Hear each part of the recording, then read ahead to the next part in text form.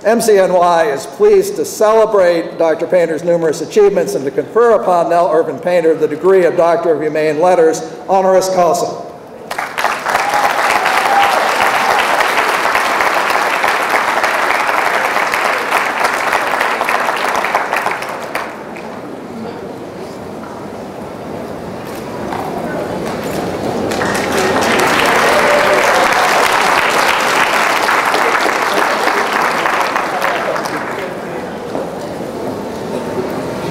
Thank you so much. It's such an honor to be here with you. I'm really, really moved, and congratulations to you.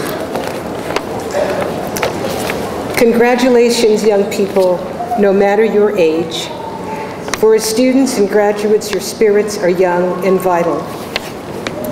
I address you both as a historian and as a student, as a seasoned author, and one still learning new skills.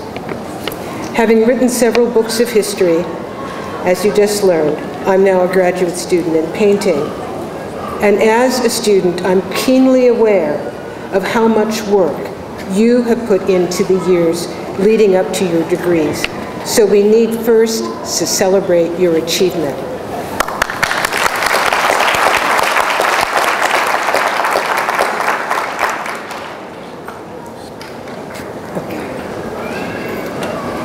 With celebration, I lay upon you two contradictory tasks. I would like to ask this of you in any year, but in this hard moment of economic recession and environmental crisis, we ask even more of you. You surely will turn your knowledge toward facing the many special challenges of our times. In fact, you may already have figured out just what needs to be done, and already have made your start in this work. My contradictory messages to you concern your relation to the American past. I have studied and written this history for decades, and I realize all too fully its injustices, some now being acknowledged, all too many still not addressed.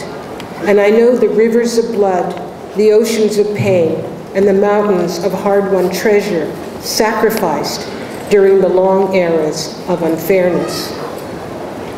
My first task for you is to know that history, its triumphs as well as its trauma, its creativity as well as its slaughter. Whether you are immigrant or native-born American, you need to examine the historical context of our times to understand why Black Americans have so little family wealth as compared with others, and why physical violence plays so large a role in families of all racial and ethnic backgrounds rooted in the American South and in the Caribbean lands whose history contains chattel slavery.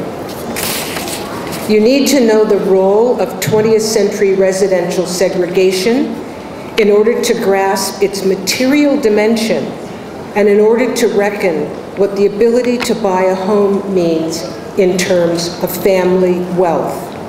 You need to see how the inability to buy a home has reduced Black family wealth.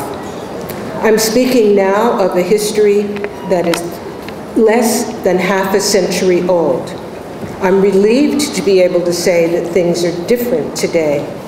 Even in this discouraging economic season of 2010, your opportunities are far more open than those of the 20th century. Knowing the past will help you put your present in perspective.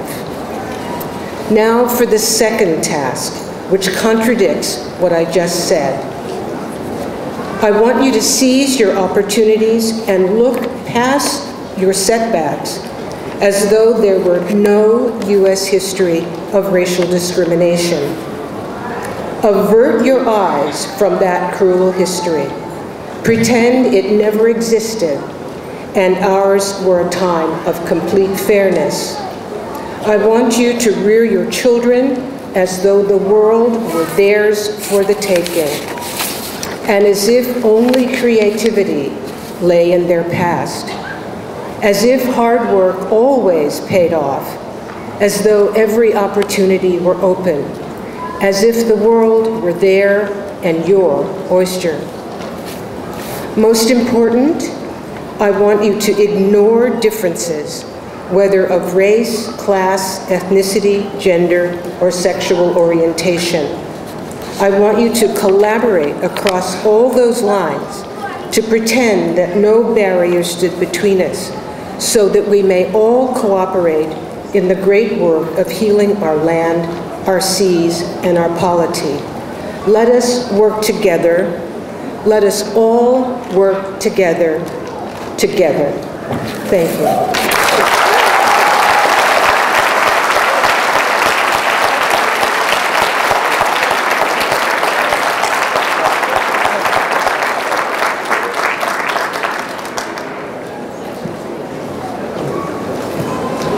Thank you.